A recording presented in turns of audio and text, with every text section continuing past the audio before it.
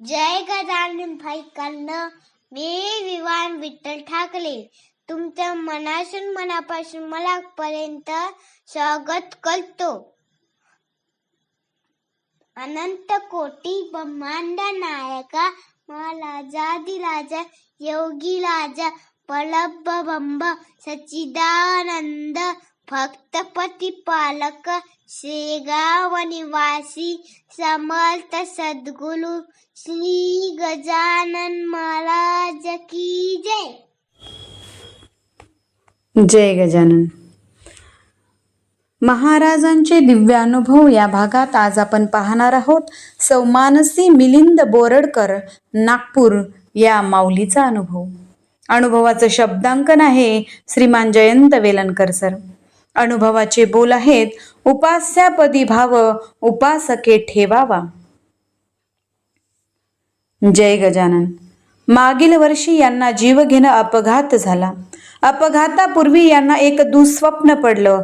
त्यात ह्यांनी पाहिलं की अपघात होऊन यांच्या डोक्याला जबरदस्त दुखापत झाली आहे. त्या स्वप्नामुळे यांच्या मनात कमालीची भीती बसली. अर्थात नसती काळजी नको म्हणून घरात आम्हा कुणालाच त्यांनी याविषयी काही सांगितलं नाही. पण वागण्यात एक भीती होतीच. अस्वस्थ मनाने महाराजांना प्रार्थनाही होत होती, महाराज शत्रूवरही असा प्रसंग यायला नको. पण विधिलिखित कधी टळलं आहे? व्हायचं ते झालंच. जे जे असेल दैवात ते श्रोते घडून येतं. माझे मिस्टर मिलिंद बोरडकर न्याय मंदिर नागपूर येथे उच्च श्रेणीत लघुलेखक म्हणून कार्यरत होते. आता निवृत्त आहेत. त्या दिवशी ऑफिसमधून निघताना यांनी फोन केला, निघतोच आहे. हे ऑफिसमधून निघालेत. न्याय मंदिराच्या जवळपासच कुठल्याशा वाहनाची धडक बसून हे गाडीवरून फेकल्या गेलेत. काही मिनिटं शुद्धीवर होते, पण हतबल होते. 2-4 अनोळखी लोकांनी फोटो तेवढे काढलेत. गजानन महाराजांचं नाव ओठांवर आलं आणि हे बेशुद्ध अवस्थेत गेलेत. स्वप्नात पाहिल्याप्रमाणेच डोक्याला जबर इजा झाली होती.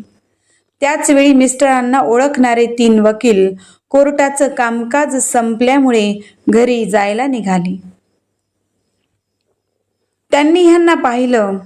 Advocate Rude, advocate Rathod, advocate Kubde. एकीकडे हॉस्पिटलमध्ये मिस्टरांना घेऊन जातानाच घरी फोन करून त्यांनी आम्हालाही ही बातमी दिली. आम्ही सर्व नातेवाईक जवळपास सोबतच हॉस्पिटलमध्ये घाईनेच पोहोचलो. भूषण पांढरी पांडे माझा भाऊ, अर्थातच मी माहेरून पांढरी पांडे हे उघानच आलं. तर आमच्याकडे माहेरी गजानन महाराजांचं वेड आहे असं म्हटलं तर वावगं होणार नाही. योगायोगाने मला, मिस्टरांना आणि आमचा मुलगा अक्षय आम्हा सर्वांनाच श्री गजानन विजय ग्रंथाचं पारायण, श्री गजानन महाराजांची उपासना केंद्रात होणारे नामस्मरणादी आदी कार्यक्रम, महाराजांची निघणारी पालखी या सर्वच गोष्टीत विशेष रुची आहे. त्यामुळे काही गडबड झाली की गजानन महाराज हा आमचा श्रद्धेचा विषय आहे. तसंच माझ्या बहिणीचंही आहे. तर झालं असं की योगायोग म्हणा किंवा महाराजांची योजना म्हणा, भूषणच्या खिशात एका लहान बाटलीत गजानन महाराजांचं तीर्थ होतं. त्याचे 2 थेंब मी मिलिंदच्या ओठात सोडले आणि गजानन महाराजांचं नाव घेतलं. डॉक्टर आलेत. डॉक्टरांनी प्राथमिक तपासणी करून मिस्टरांना ICUत ॲडमिट केलं. त्यावेळी डॉक्टर आमच्याशी जे काही बोलले त्यातून आम्हाला झालेल्या बोधातून बुद्धी बधीर झाली. अनेक प्रश्न डोक्यात गोंधळ घालू लागलेत. ब्रेन इंजुरी झाली आहे. किती गंभीर आहे हे आत्ताच सांगता येणार नाही. शुद्धीवर केव्हा येतील की नाही, आले तर स्मृती परत येईल की नाही, स्मृती आली तरी पूर्ण प्रमाणात येईल का, ते सर्वांना ओळखतील का, ब्रेनचं ऑपरेशन करण्याची वेळ येईल का, ब्रेनच्या मेजर सर्जरीनंतर माणूस पूर्णपणे निर्दोष असण्याची शक्यता फारच कमी असते. हे आजार पण किती दिवस चालणार? एक ना अनेक प्रश्नांनी आमच्या मनावरील ताण सतत वाढत होता. आमच्या सोबत परिचयातील भक्तगण पण चिंतित होते. त्यांचीही गजानन महाराजांना प्रार्थना होत होती. चिंता सर्वांनाच होती. अशात उपासना केंद्रातून सरांचा फोन आला. प्रथम भूषणशी बोलून हॉस्पिटलमध्ये आम्हा सर्वांनाच त्यांनी सांगितलं. स्तोत्र मंत्राचे विज्ञान नावाचं स्वामी सवितानंदांचं एक पुस्तक आहे. त्यात त्यांनी स्मरणासाठी हरे राम राम राम हरे हरे, हरे कृष्ण कृष्ण कृष्ण हरे हरे हा मंत्र उल्लेख केला आहे. मी स्वतः एका व्यक्तीला हा मंत्र सांगितला. पॅरालिसिस केसमध्ये त्यांना त्याचा फायदा झाला.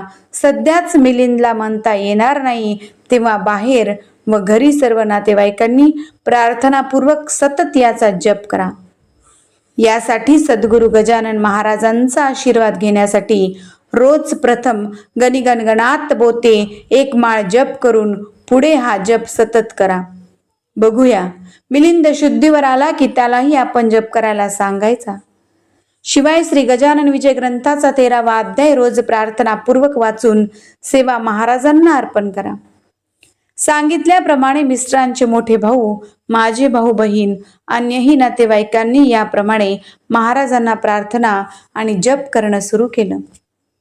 घरी आणि दवाखान्यातही. दवाखान्यात तर एक दिवस आम्ही सर्व काही पुटपुटतो आहे असं पाहून नर्सनी विचारलंही, तुम्ही एकमेकांशी न बोलता हे काय करताय? प्रार्थना असं म्हणून तिचं समाधान केलं. सर्वांचा अंदाज होता 1.5 महिना लागेल. 10व्या दिवशी मिलिंदला शुद्ध आली. तुलनेत 10 दिवस आज कमी वाटले तरीही आपलं माणूस 10 दिवस निपचित पडला आहे हा भयावह अनुभव तेव्हा घेतला. तो आजही अंगावर शहारे आणणारा आहे. शुद्धीवर आल्यावर मिलिंदनी सर्वांनाच ओळखलं. ब्रेनचं ऑपरेशन टळलं. डॉक्टर केळकर म्हणाले, हे मिरॅकल आहे. चेहऱ्याला लागलेला मार इतका जबर होता की चेहरा थोडा वाकडा झाला, पण होईल तोही बरा. डोक्यातील सर्व प्रश्न बाजूला सरलेत. मिस्टर चक्क गजानन महाराजांच्या पालखीत उपस्थित राहू शकले. 17व्या दिवशी डॉक्टरांनी त्यांना सुट्टी दिली. घरी परतल्यावर मिस्टर सतत म्हणत होते की पायजामा, निळा कुर्ता, कपाळावर गंध असलेले एक गृहस्थ ICU मध्ये माझ्या सोबत होते. मला तरी वाटतं तो माझा मित्र श्रीपाद होता. त्यांनी माझी खूप सेवा केली.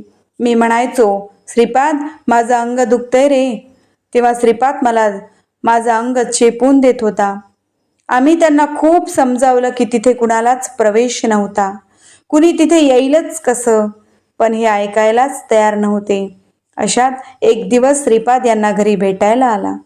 तब्येतीची चौकशी करून म्हणाला, अरे माझी खूप इच्छा होती आत येऊन तुझी सेवा करण्याची, पण डॉक्टर कुणालाच आत सोडत नव्हते. ते ऐकून मिस्टरांना चांगलाच आश्चर्याचा धक्का बसला आणि त्यांच्यासाठी तो प्रश्न अनुत्तरितच राहिला. कोण होता तो? पण आता आम्ही ठरवलं आहे, या प्रश्नाचा शोध घेण्याचं कारण नाही, फक्त एवढंच करायचं की गजानन महाराजांना मनापासून प्रार्थना करायची की महाराज 13व्या अध्यायात दासगणूंनी श्रीकृष्णाची स्तुती करताना म्हटले की गोप निर्भय करण्यासाठी तुम्ही कालियाला तुडून दूर पाठवलं, तसं आम्हा भक्तांच्या दुर्दैवाला तुडवून महाराज आम्हा भक्तांना संकटमुक्त करा. त्यासाठी आम्हा सर्वांच्या मुखी तुमचं नाम येऊ द्या. श्री गजानन जय गजानन, श्री गजानन जय गजानन. धन्यवाद.